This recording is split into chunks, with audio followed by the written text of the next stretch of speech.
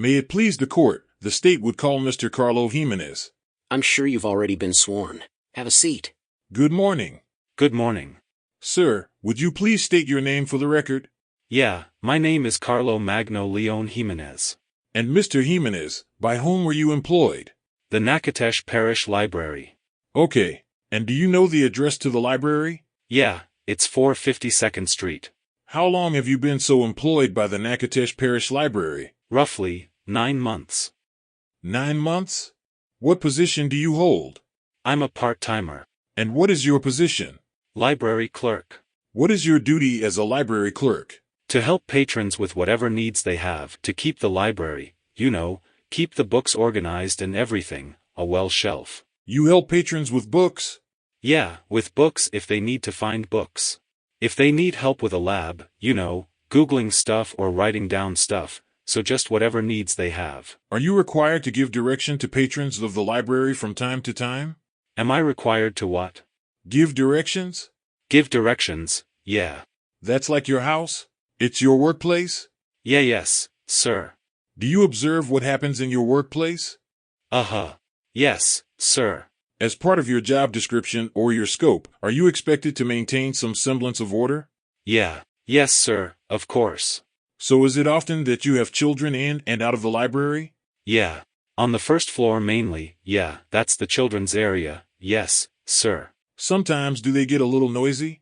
Yeah. And when they get a little noisy and rowdy, what do you do? We talk to the parents. We talk to the parents and tell them to take care of their kids because, yes, it's the children's area, but it's still a public space, and you have to maintain order, so, yeah.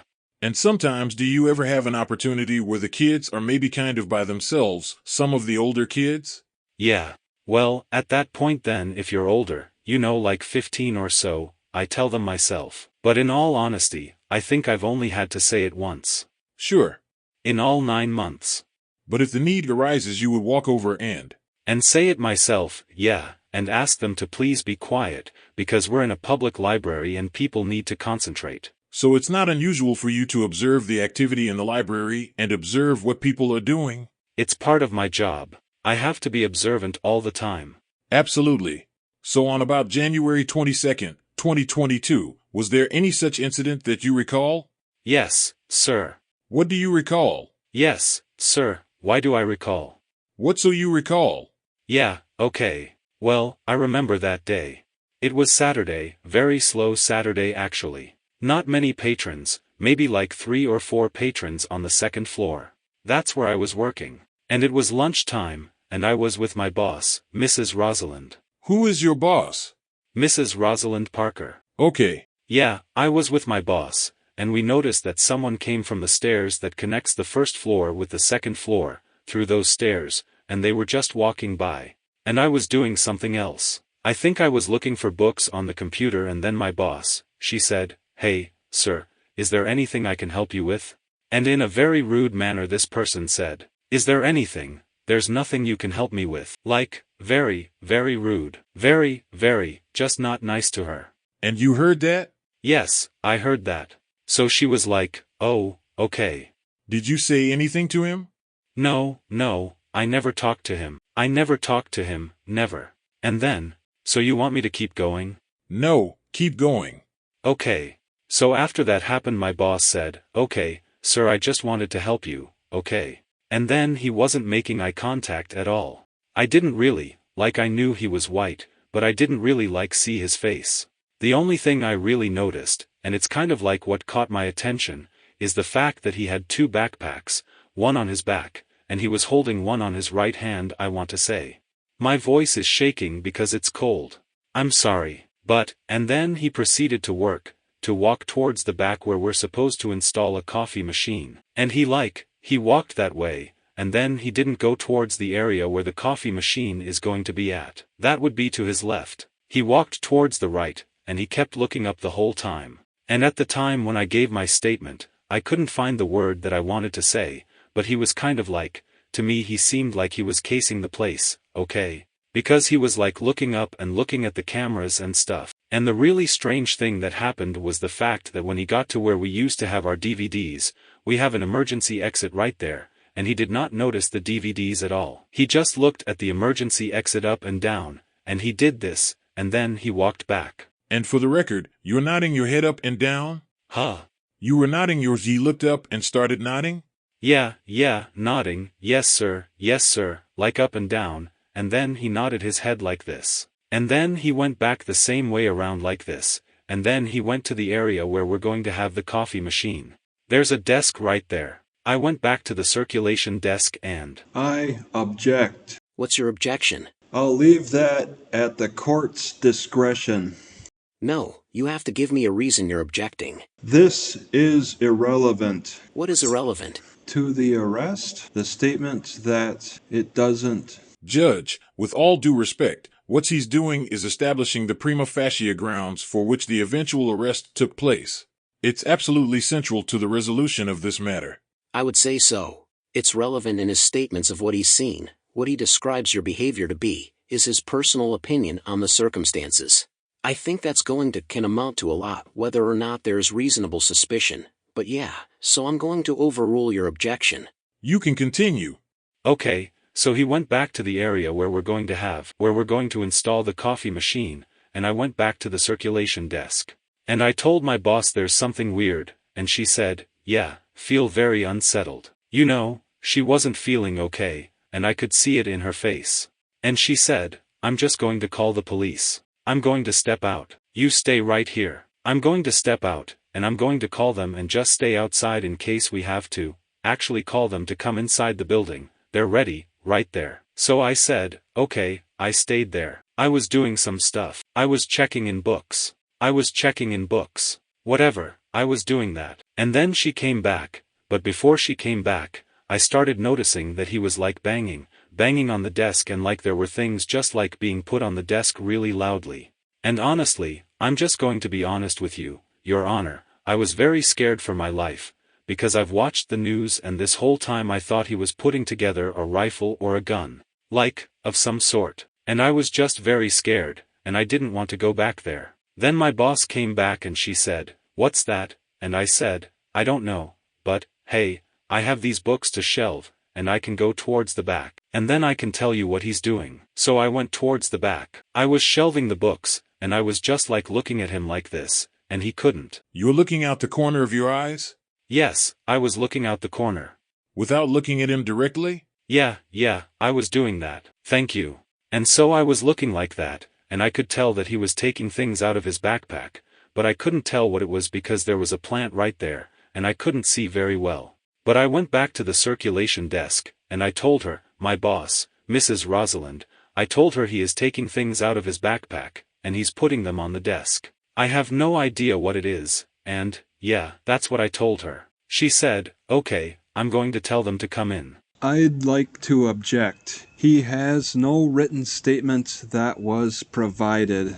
Your Honor, the best statement is the witness, and there's no requirement that he have a written statement. That's correct. There's no requirement that he has a written statement. If he did, they would have had to produce it to you so that you could have that evidence and cross-examine him based on any change in that statement. But the fact that he hasn't created one is not objectionable. You have the right to cross-examine him, and that's what you'll be able to do in a minute. But that's the purpose of the trial, is that if they produce a witness, they can take their testimony, but you have the right to cross-examine, so overruled. You may proceed, Mr. Benjamin. So let's start. You heard the banging. Uh-huh. And what did you do at that point? That's when I told my boss, hey, I can go back.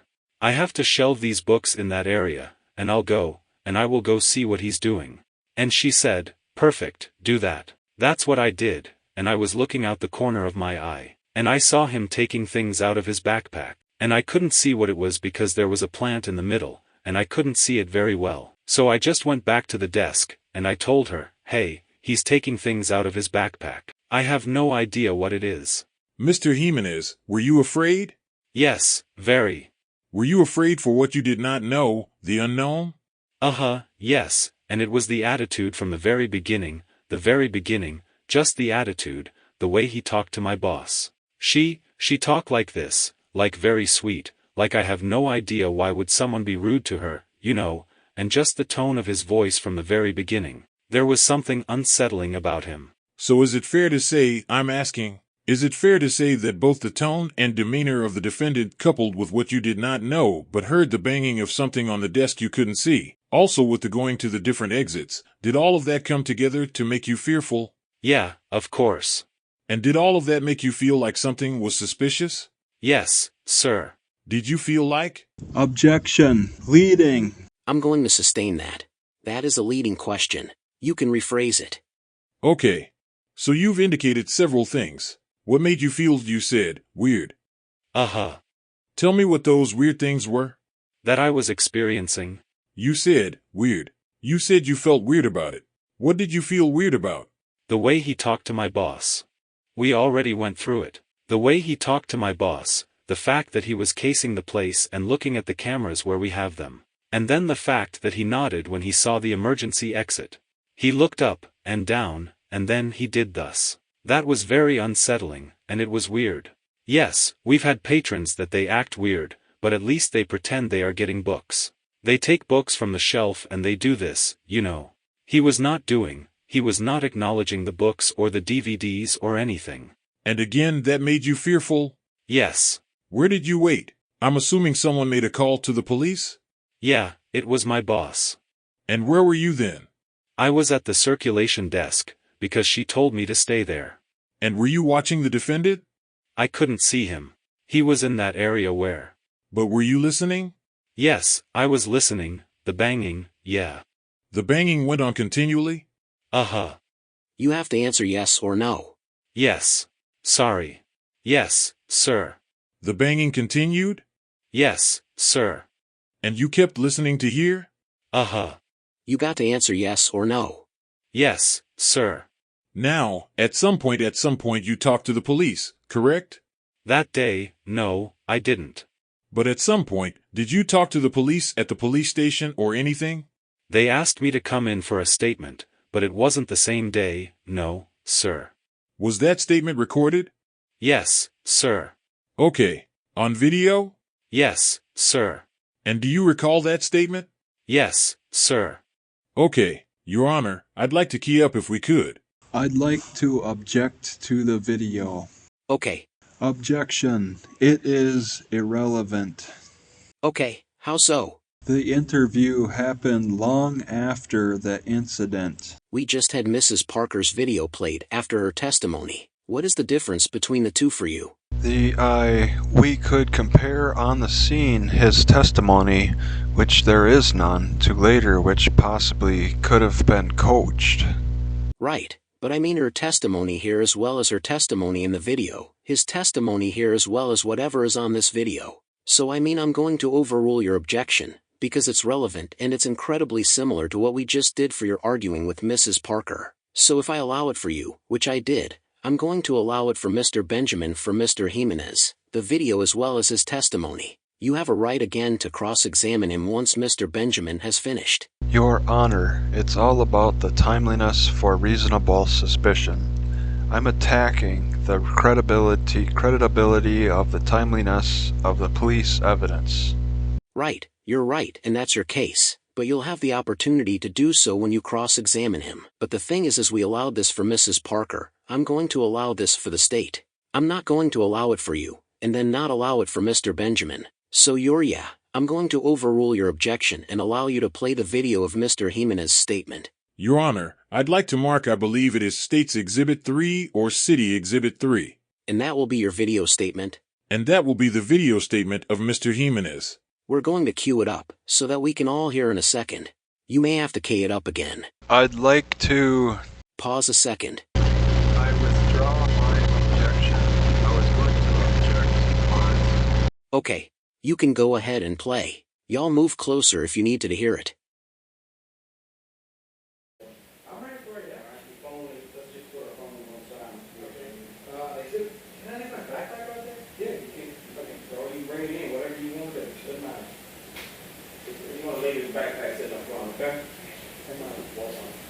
Alright.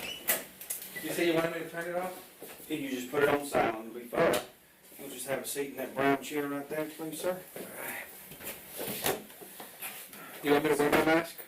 That's your choice. If you want to keep it on, you're more than welcome to. You can take it off.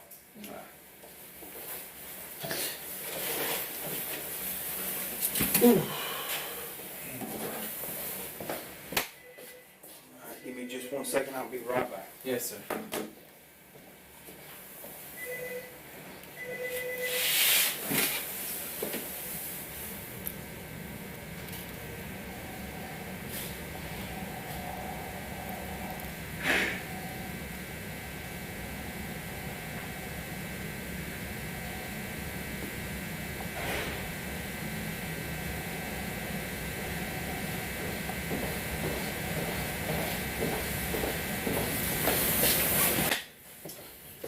Alright.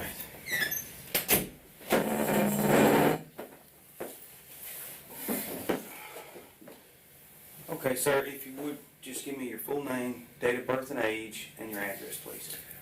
My full name is Carlos Magno Leon Jimenez. I'm an international student. Well, not a student anymore. I'm an international person from Colombia. Okay. My address is 139 Cypress Avenue, Natchitoches, Louisiana, zip code 71457. And what else? Your date of birth and age. I was born November 15th, 1997. Okay, so how old are you? I am 24 years old. 24. Okay, and do you go by Carlo? Do you go Carlo. by, okay, sir. Mr. Carlo, I'm Lieutenant Jeff Townsend with the Natchitoches Police Department. I'm just going to get your statement today. Instead, I know you spoke with Sergeant Parrott, but he's tied up on something else right now, so he asked me if I could just go ahead, and I know you got to get to work. Where do you work at, Mr. Carlo? I work at the Natchitoches Parish Library, Okay, part-time. part-time. And were you at work this past Saturday? Yes, sir. It was me and my boss, Russell Lacour. Okay. And while you were at work Saturday, was there an incident that occurred where y'all had to contact the police? Yes, sir. Do you want me to keep talking Well, about it? who called the police? Do you remember? If It was my boss. It was your boss, Ms. Roslin? Yeah. Okay. Tell me about what happened. What prompted y'all to contact the police? Well, so like, it was during lunchtime, and she wasn't even supposed to be there. She was just covering lunches because we were a little bit understaffed. And so it was the two of us. I was pulling things from the shelves for patrons that were put in holds and whatever. And then this patron walked in.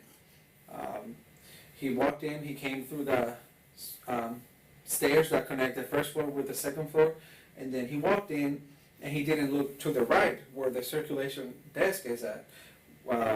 He kept walking, and then my boss was like, "Hey, can I help you? Is there anything I can help you with?" And then in a very rude manner, he said, "What is there that you could help me with?" You know, it was very rude and aggressive about it. So she was like, "Oh, I was just trying to help, sir. I'm sorry." And we didn't say anything. She just said, "That man is angry," or whatever. And then he proceeded to walk towards the back of the stacks. He was walking towards the back, and then he did this. He walked towards the back of the stacks, and then he walked this way. And he kept looking for something. We just couldn't figure out what it was. He walked around, walked around, walked around, and then we have the DVDs right here, and then an emergency exit right here. And then he didn't even acknowledge the DVDs. He just looked at the exit, looked up and down, and then he did this, and then he walked back the same route, and then he went towards the area where we're supposed to have a copy machine installed, and he was there. And then, we also noticed that he had two backpacks. He had one on his back, and he was carrying one on his right hand. So that was strange, at least to me. And so he went towards the back, and my boss said, "There's something weird about this. I'm just gonna go call the police. You stay here, and I'm gonna tell them to just like park outside or something, and then if they need to come inside, then I'll tell them." I was like, "Okay, sure, go ahead." While I was by myself and she was outside calling the police, I started hearing like it was noises like this, and Like it was something being set down? yes, Okay. yes, on the desk, and very loudly, and I was like, I'm by myself. I shouldn't go check by myself. I'm gonna stay here. But it kept happening. Then she came back, and then she heard it, and she was like, "What is that?" I'm like, "I think that's the guy." We had other patrons, but they were reading, you know? Like 2 more patrons. We were pretty empty that day. He kept doing it, and I was like, "Hey, I have these books right here. I'm gonna go shop in that area, and then I'll tell you." So I went back, and she said, "Be careful." I went back, and he wasn't making eye contact with me, but he was like glancing at me, to see if I was like paying attention to what he was doing. And like I was trying to do the same thing, and he kept like looking at me and taking things out of his backpack. I couldn't see anything because there was a plant covering my view. So he kept doing the same thing. I went back and I told my boss, he's taking things out of his backpack. And this whole time in my head, I was like, he's putting together a gun or something like that. I'm not gonna lie, I was pretty scared because I've been here in the States almost 7 years, and I've seen the news, Right. and you just gotta be wary and you gotta be cautious and all of that. And it's a public space, so anything can happen. So you could not see what he was pulling out of his backpack? No, I could not see it. And then, so yeah, that's what he was doing. And then one of the police officers arrived, and he walked towards the back, and then I heard them talk, and then the rest of them arrived. And that's when they were talking, and he started saying they were violating his First Amendment and his Fourth Amendment and just everything. Yeah. All right. When he came in, could you tell how he was dressed? Can you give me any description on that?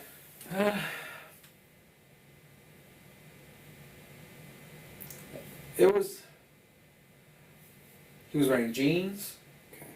Okay. Tall, at least taller than me. I'm 5'9". I'd say he was about 6'1". What else? I couldn't really see his face that well. I think was he wearing a mask? I can't remember, so I'm just gonna say that I can't remember. Okay. But I could not see his face properly. I don't know if it was because he was wearing a mask or maybe he had a jacket that covered his face. I don't remember very well. Was this a white male, black male? White male. Yes, sir. All right, so did you have any verbal interaction or physical interaction at all with him? Not at all. Okay. So he comes in, and I just want to make sure I'm tracking correctly. He comes in through the stairs entrance to the library, walks toward the back of the library, around, sees the emergency exit, looks it up and down, turns around, walks back the same path, goes into the area where you're supposed to be getting a coffee pot installed, and then that was enough to alarm your boss. Yeah. And she says that she's going to step out and go ahead and call the police. Yeah, because this whole time he wasn't just like walking around. He was like, as I said before, it looked like he was looking for something specific. We just couldn't figure out what it was. He was like doing this, Okay. So. All right. And while he was doing that, looking around, was he looking at any books, or was he looking at the structure? Or? It was more like maybe cameras. I think that's what he was looking for. I think. Okay. And yeah, because he kept looking up, So. Okay. All right. So when your boss steps out to contact the police, you stayed, I'm assuming, at the desk? Mm-hmm. And that's when you started hearing the banging noises, Yeah. as if something was... Yeah. So your boss comes back in, and you had some books you needed to go file anyway, so you walk in that direction to see what was going on. And when you got to where you were at, you said he wasn't staring at you, but it was like he was watching you enough to see if you were watching him? Yeah. But you could not see what he was taking out of his bag? No, sir. All right, did you ever find out what it was that he took out of his bag? Not really, but the next day, we found, well, not the next day was Sunday. On Monday, we found 3 hard drives stacked together, one on top of each other, and it would make sense, like they were making that noise. So we found that, we found a long cable, and his laptop wasn't there. So maybe that's what he was doing. And to me, it seemed like he meant to be disruptive. Okay. He meant it. Okay, and that's the impression that you got? Yes. Okay, those 3 hard drives that you located Monday, did they belong to the library? No. Where are those at now? I'm not sure. I think they are the circulation desk. Okay. Yeah. And the cable that you found, did it belong to the library? No. Okay. And it would be with the hard drives? Yeah, that's how we knew that they were his, because no one went in that area on Monday. Okay. I worked the morning shift, so that's. Did you ever see him try to access any areas of the library that are off limits or No. anything like that? No. Okay. He mostly stayed on the second floor, you know, and we don't really have, other than the circulation desk, the patrons can just like walk around. Okay. You know. All right. And the only other employee there that day was your boss, Miss Rosamond, On the second floor. on the second floor. Yeah, on the first floor, it was my other coworker, another part-timer. Her name is Emily, and she told us, "Oh yeah," I asked him how he was doing, and he completely ignored me, but I didn't think anything of it because people sometimes are mission-oriented. You know, Right. they're like, oh, "I'm gonna get this thing, and I don't want to get distracted." So he evidently came in through the first floor entrance up the stairs to the floor that you were on. So we need, who were the names of the workers that were down on the first floor that would have seen him possibly? Emily, What's I it? think her last name is Emily Walker. Okay. She's a part-timer, just like me. She was in the children's desk. Okay. And then Miss Francis, but I don't know her last name. She's been working at the library for years. Okay. So they were the only two down there on that floor, Miss Francis and Emily. Miss Francis, Emily. Yes, and I think Paul was at lunch, Okay. so that's why he wasn't there. Okay. And on the second floor was you and Miss Rosamond. What is there a third floor? Where somebody Yeah, but would have been? that's administration. He didn't go up there. Okay. All right. So the only workers that would have been able to see him would have been you, Miss Rosamond, and Emily, and Miss Francis. Miss Francis. Okay. All right. And is there anything else that you'd like to add to your statement? Not really. I think I've said it all. I was legit scared. I was scared because you never know. So you perceived his behavior to be extremely suspicious then? Yes. Yes. Okay. If you can, just kind of describe to me why you thought this was suspicious. Well, first, the way he talked to my boss. You can be rude in many ways, but he was rude and aggressive about it. You know, his tone was just aggressive. You know, and my boss is very sweet. Like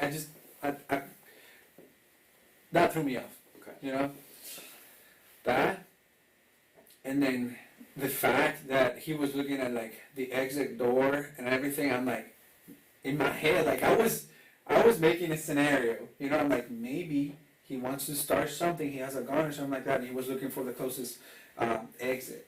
You know, Okay. so that's what I thought. You know, the whole walking around, looking out for the cameras and all that. Like, So how long have you worked for the library?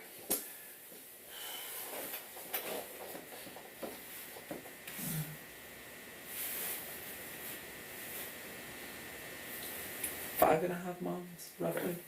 So you've seen a lot of people coming in and coming out. Yeah. You know, patrons.